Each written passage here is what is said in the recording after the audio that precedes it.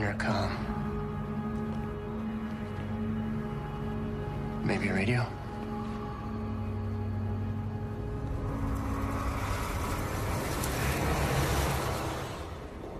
Your theory is ridiculous. Magnetic disturbances and a few pixelated photos doesn't mean that you can use a ham radio to communicate across a supernatural barrier. Ghost riders can't be seen, heard, or remembered. You really think they're gonna leave a gadget around that you can use to call your friends?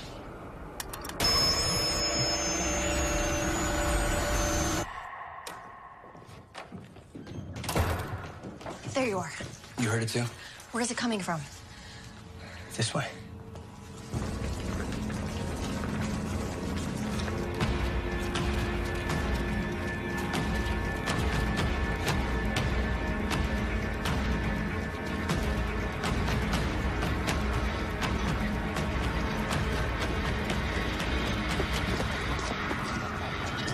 It's coming from inside.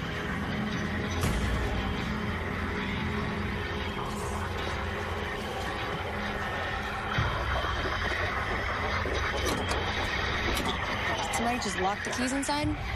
Break it.